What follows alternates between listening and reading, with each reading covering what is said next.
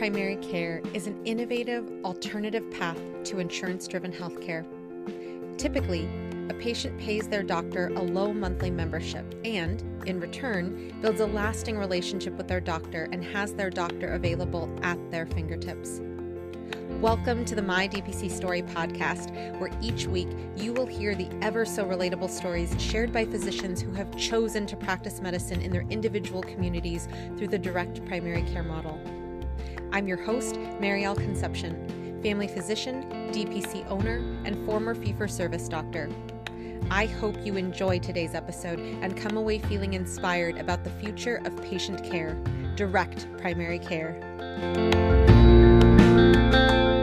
Well, I am still in New Orleans physically, and Dr. Haug is joining me from his neck of the woods in Pennsylvania. We have just come from the 2025 DPC Summit, and Dr. Haug and many people who were in person got our Battle of the EHR results. We have our toolkit magazine. If you have not gotten a copy, or if you weren't at Summit, you can go to mydpcstory.com/magazine.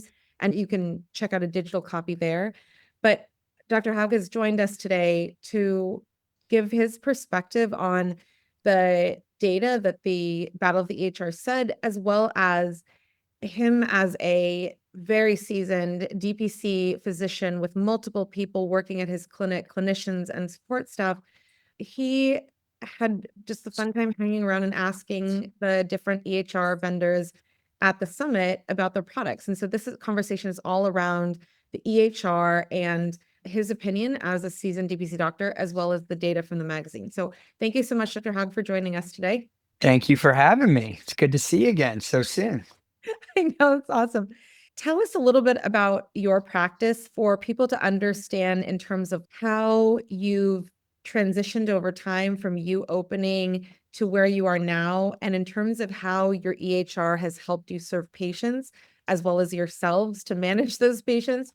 Sure. Yeah. So I opened in 2016 and started with 30 people or something. And then over the years, we've grown not only in terms of the number of patients, the number of docs, but also expanding in 2022 into a second location. So that was an adjustment, especially in the EMR, where you're trying to figure out two different inventories, two different messaging systems. You have team members in one location, team members in another location, portals, all that sort of thing. So that was kind of an inflection point on, okay, where are we? And then also from a billing standpoint, everything has gotten a lot more complicated for us. So we've been kind of managing that and communication platforms. So I started initially just with an EMR, and then over time we've added communication platforms, billing platforms, and we're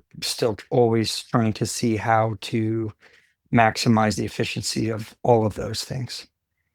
And this is so important because I think that, especially coming off of DPC Summit, where there's a lot of people who are coming to learn about DPC, there's a lot of people who are learning about the tools we have available to us in DPC, and the people who are already planning their opening date, as well as people who are looking. In our battle, it was insane. Over 20% of the respondents in our survey, we had 214 people taking our survey, said that they were looking to switch EHRs. So here, I'd love if you can tell us a little bit more about what overall goal you wanted to achieve by adding different parts of your tech stack like you talked about, especially because you have multiple physicians, multiple locations, and multiple years and multiple patients. Yeah, I mean, I think with each development, as you grow, and as not only a doctor, but a business owner, you're constantly thinking about, okay, how can we streamline the workflow, not only for our patients, not only for me, but for the entire team? How can we make this much more efficient, then more user-friendly for patients? And then from a billing standpoint, how do we make sure that we can run all the reports we need to run and manage all the finances the way we need to? So it kind of came in different iterations, but I would say the first one was with the communication platform, because when you start adding multiple docs, you have to have a way to kind of filter those messages, text messages to each person individually. And then also if we had prescription refills or triage questions, we wanted to be able to filter that to our nurse. And then if it was more admin or somebody who was interested in joining the practice, we wanted that to go to, we call it our patient care coordinator. And so it's just how do you make sure that you're able to get those messages as efficiently to the proper person who can answer that. Totally. And I think about as you're talking about that workflow, how many clicks does it take to do those? And how many clicks could it take if workflows were optimized? So I would love here if you can tell us about your experience at DPC Summit, because again, you are a person who has a practice that probably many people who went to DPC Summit will be very soon here because so many people are looking for DPC. And I'm just wondering if you can walk us through what are the important things that you were listening for, or what are the things that you were asking? Because we had an entire article rooted in Dr. Jalen Pritchard's How to Choose an EHR That Grows with Your Practice. And it had a worksheet where you could ask questions. But my biggest thing that I was very intentional about was a whole column of what do other DPC doctors say about the EHR that you're talking to. And so highlighting your version of these answers, what types of things were you picking up on and interested in and hopeful for or frustrated with? Sure, yeah.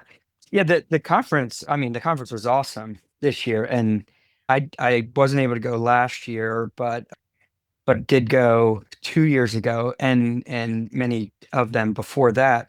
And it was just remarkable to see the growth. Like I mean, going in the first lecture, I couldn't believe how many people were in the room and the number of vendors. I mean, back in 2016, I think there were like 5 vendors at the conference, and now there were, I don't know how many, 50. But part of why I wanted to go, I mean, there's always new things you can learn. There's only always new ways that we can become more efficient. And the beauty of the movement is that it's becoming so popular that there's just a number of companies now that are looking to target direct primary care and how can they Totally. help direct primary care get better. So yeah, it was great to see all the different vendors. And I was looking at different EMRs that weren't even in existence in 2016. So things have come a long way. And partly for me was kind of adopting new technology. So what kind of AI tools are incorporated? Because we have an interest in that and a lot of our docs in terms of helping with notes, but also AI is so sophisticated, you can actually say, hey, can you pull in my last 2 office notes and a hospital discharge summary and write a brief summary prior to my visit here, or those sorts of things. So there's so much power AI is going to be able to incorporate into making our lives a little easier and also more efficient with office notes and population management and that sort of thing. So I wanted to look at kind of where things were in the AI space, where different companies are looking to move that. I population health type things. And part of that is because of working with businesses is when you start to work with businesses that are a little bit larger, it's nice to have some sort of data. And I'm not talking about all the all the that kind of stuff. I'm talking about like how many times did they come into the office? How many times did they text? You can even look at what kind of new diagnosis were did you have? Just like what is the engagement data, right? And I think that's really important. I think it's also nice as now that we have so many patients, we're at like 2,500 patients, it's how do you make sure that you're not letting people fall through the cracks? So if there's a way you could say, which one of my diabetic patients has not had an A1C in the last 4 months? And then you can send out a message, say, hey, you do for your blood work, get that in. Or who hasn't gotten their colonoscopy? And can we reach out and say, hey, you know what? Notice that you haven't had your colonoscopy, but we're going to do. And what kind of tools can help us do that? So that was one of the things I was looking for. And then a big thing too is like just how user friendly it is on mobile phone, because we're out and about. And if you're the one running the practice, yeah, you're in the office seeing patients, but sometimes you're at meetings, you're working with vendors, you're doing admin time at home, and you want to be able to like quickly on the fly be able to take care of patient care on your phone. It's so true. And especially because we are so not 8 to 5 in the office because we have to be a type of people anymore in DPC. That accessibility is absolutely something that was echoed in the Battle of the EHR data that we have from this year's survey. And I'm wondering here too, as you talk about AI, I would love to just hear your take on how this enhances the patient's experience, because it's part of how they love our practice is how they love our tech.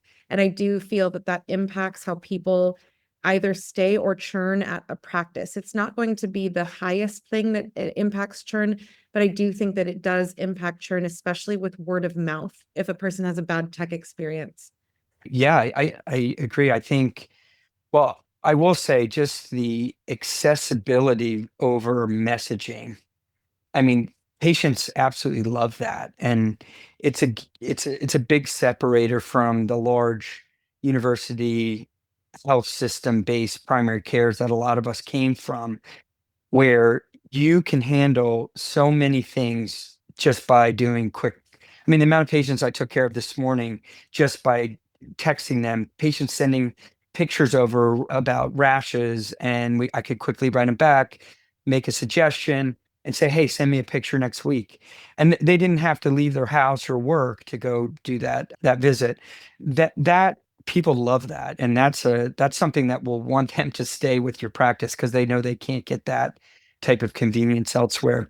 I think the I mean, one, as it continues to morph, it's going to be really helpful with triaging and quickly triage patients and help all of us make decisions easier.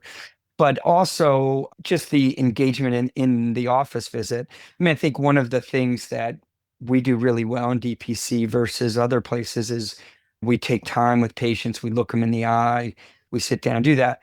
But if you're sitting there typing a note, I mean, it does still can take away from that. Whereas if you're have an AI scribe where you can just sit and put your computer down and just be really present. I mean, that can even take that doctor-patient relationship to the next level there. So I do think there's a real value in how that can continue to foster that great relationship, which then fosters all the patients telling all their friends and family and people in town how great your practice is.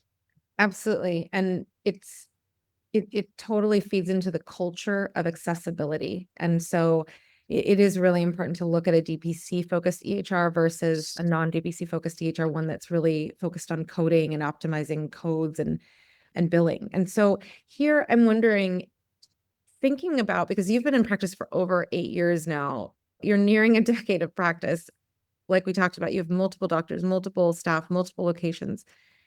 I'm wondering if you could reflect on your own journey in the beginning to now. Was there anything that you had as you were building your tech stack, thought this is okay, it's good enough, but looking back now, you're like, I wouldn't have gone with that had I known this or had I known that?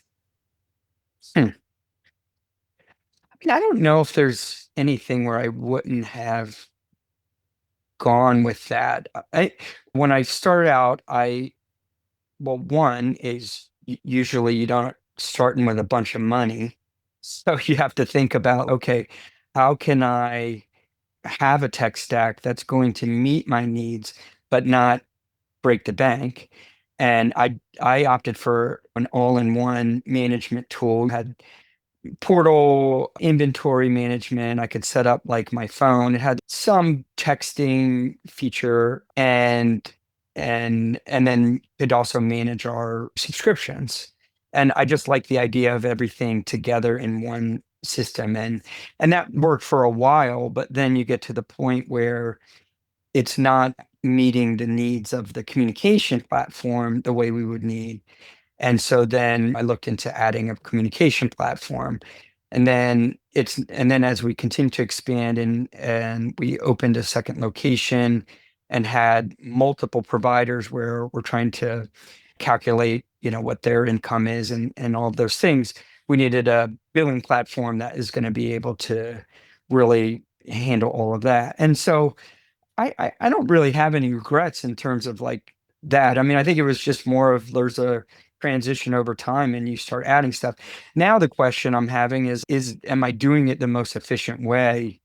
Or now that we've kind of expanded and tacked on, added all these things on, is there a different way where I can even make this more efficient and better? So I think like all of us, we're always looking at, okay, what can we do here? I mean, changing your EMR is a major overhaul. It's a little anxiety producing. So it's not something I would ever take lightly, but you also have to think about, well, how's the technology changing and what might be a better fit?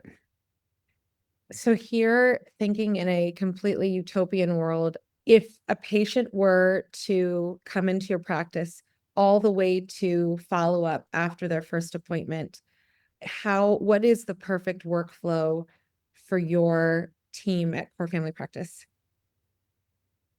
Well, so if it's a patient who's interested in joining the practice and decides, yeah, I want to sign up, then I like them to be able to sign up online, complete their registration, initial documents, everything's ready to go, automatically uploaded into the EMR.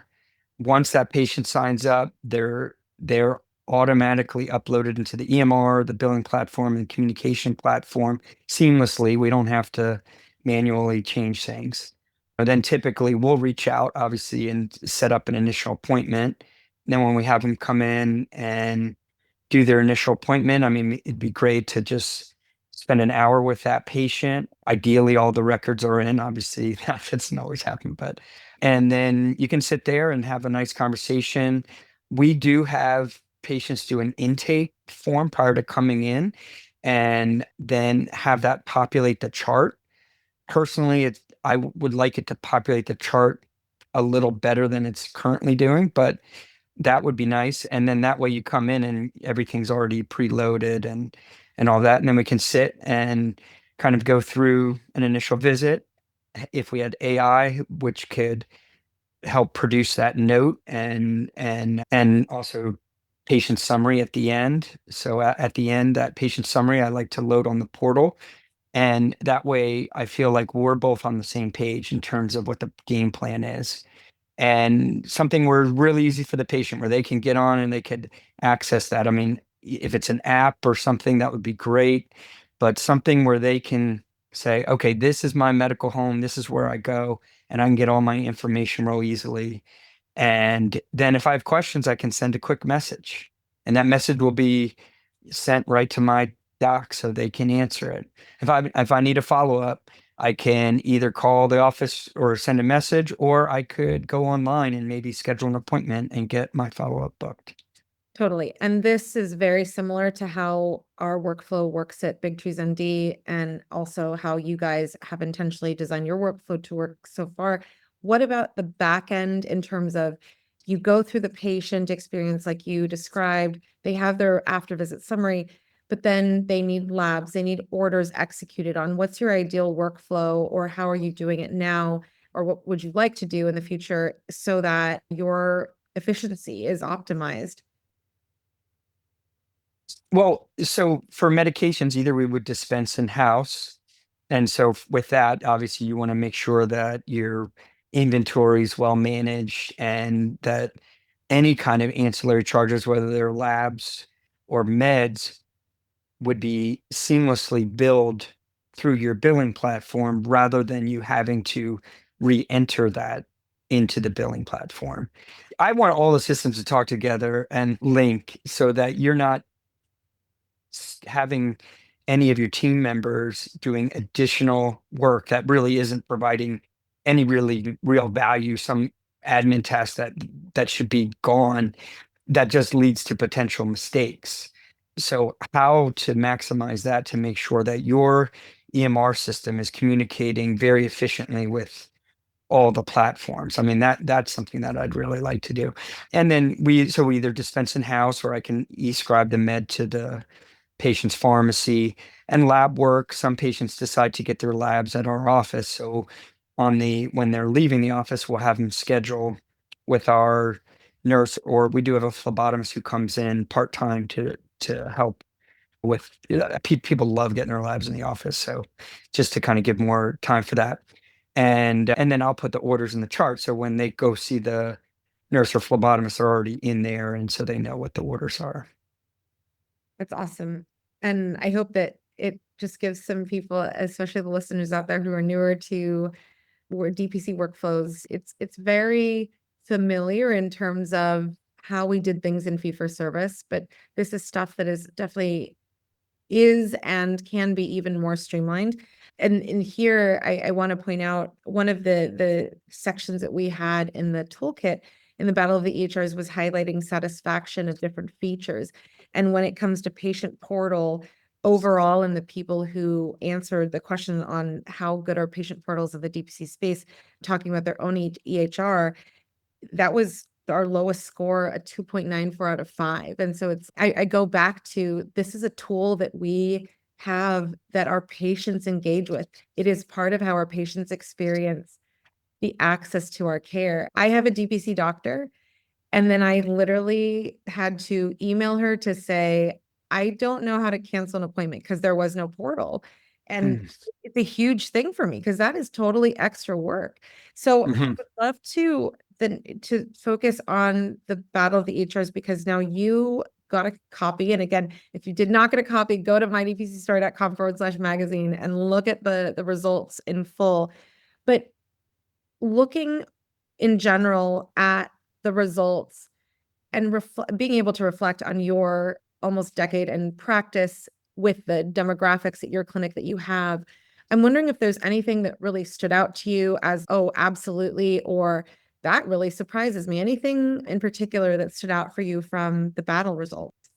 Well, I think, I mean, I don't know if there's anything that stood out as shocking. I mean, patients do like the portal. They like to be able to have access to their chart and look at, hey, what are my recent labs? What are my vaccines? Because things come up and they have like camp forms to fill out, not that. And if they can go on and say, I got all my information right there. I didn't need to call anybody. I didn't need to get anything sent to me.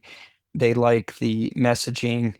What surprised you in the results? Yeah. So I think that one of the things that stuck out immediately was over 20% of people who are looking to switch. That one, Mm, like, it just gave perspective. And this is only 214 people who responded to the survey. And then one of the things that I really loved was looking at the top 5 reasons why people choose or why people leave an EHR. That was really fascinating because I think about these things that you're talking about, workflows, how the patient engages, what you would like it to do. It's very much in alignment with what everybody else is saying. Like, the reasons to choose an EHR, 65% of people said they would choose an EHR, or they did, because of ease of use. And then when you look at the reasons why people left, limited customization, 32% said that that was a reason to leave. That it is difficult to use their EHR, 42% responded that it is difficult to use, so they left their EHR. I mean, what I love about how we looked at the data and what it shows is literally, this is our community saying, this is the stuff that we need to make sure that our practices and our patients have good access and good experience. So those are the things that initially stood out. And then I think the other thing that stood out to me was that even though there was a quote unquote champion in terms of the number of categories that this particular HR won, I still think that if you actually read the entire EHR battle, you can see how there's no clear winner in this race, that we still need more innovation. Everybody's brain works differently. Some people need a portal. Like, I am totally in that boat. Other people do not need a portal. Other people work well on a word pad. I will die before I ever use a word pad ever again. So it's like, I think it's so relatable and it's very representative. And this was just our first year doing this. So those are the things that stuck out for me. and there's a lot of new players, right? So Yeah. part of it is, well, in the next few years, I'm sure as the innovation changes and as newer companies come in, they're going to come up with a lot of new things. But I think that usability, like how well is it working for me and my patients? And I mean, that's always going to be a major factor. And quite frankly, like probably will change as needs change over time. And how well did the EMRs adjust to it? Uh, But it is surprising how many people look at changing. But, at the end of the day, no EMR is going to be perfect. And like you said, they're very unique. People work in little different ways. For people who are kind of used to being in the system for a while, sometimes you need something that's still a little bit kind of like that because that's how you've grown up using that, this and that. And then other people are going to come out and say, I want something totally different. What I love about the EMRs for direct primary care is that they are not necessarily centered on billing. Whereas, like, it's not about like how can we code this to get the most money out of the insurance company. They have the freedom to say, how can we make this patient centric as much as possible so that it works better. Absolutely. When you say that, I think about how when you're really focused and your entire business model is focused on patient accessibility, affordability, quality, all the tenets of DPC, everything else falls in suit with that, right? If that is your mission, it really helps you see where there are problems. It helps you improve. And it literally is tied to the fact that we get to make the decisions at these businesses. We do not have to deal with using Cerner or Epic for another gosh dang day. So it's Right. so empowering to be able to not only want change, but also to make change. Yeah. Yeah. And then the beauty of owning your own DPC is you don't have to like go through 17 committees if you want to change your EMR. Yeah, it might be a headache, but you can just decide, hey, I think our business model is going in a different direction. We need to do this, and you just implement it yourself and do it. I love that. So if there are listeners who are coming off of the summit and they're like, okay, I learned a ton of things. Where do I get started with my tech stack? After our conversation, thinking about what we've said and thinking about your experience, what would you say to that doctor who's in the planning to year 3 in practice when it comes to tech stack rooted in an EHR? Well, I mean, I think number one, I mean, if you've already started your practice and you're a couple years in, think about like where are your limitations in your efficiency? What are things where you feel like, you know what, I feel like we're getting hung up here, and then start looking at ways because there's a lot of different ways you could address that. I mean, if you're new to DPC and you're coming out with practice, try them all. Because again, you might want an all-in-one. You might not want an all-in-one and you want to put pieces together. They're all have different pluses and minuses. So try out all of them and see which one seems to get you in your groove the most. Because I think it is a lot of it is very person dependent on the way that you think, the way that you feel like your flow should go and that sort of thing. So I would encourage people to just look into all the different options and try them. I love that. And yeah, that is exactly why we're having this conversation. That's exactly why the toolkit and the Battle of the EHR exists to help people have more input as to the opinions of our community to help them understand and find relatability when they're choosing tech. And I will say there's an entire article entitled Battle Tested the EHRs that really get you through years 0 to 3.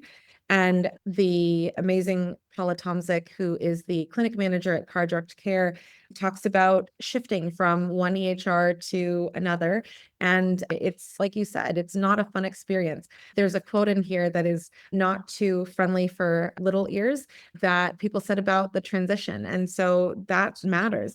In this magazine, we talk about 3 different practices. Dr. Haug is a rural college town physician in Ohio. Dr. Sarah Schuster is in an urban practice with multiple physicians. And then Dr. Phil Boucher has a practice that's pediatrics in Lincoln, Nebraska, and is very tech focused. So there's so many ways to just reinforce that this decision to choose an EHR is so personal. And Mhm. you're not locked in forever, but just do know that there's more information. Rewind, listen to Dr. Haug's comments here, and just be intentional about your practice and your patients, because it literally affects both you as the practice owner or a physician at the practice, as well as your patients for the perpetuity of your DPC practice. Yeah. But like you said, you're gonna modify those systems, you're gonna modify your workflows constantly. We can always improve, right? We can always get better. 100%. Awesome. Thank you so much for coming on today and talking and reflecting about your experience at the DPC Summit. Yeah, thanks for having me. Good to see you.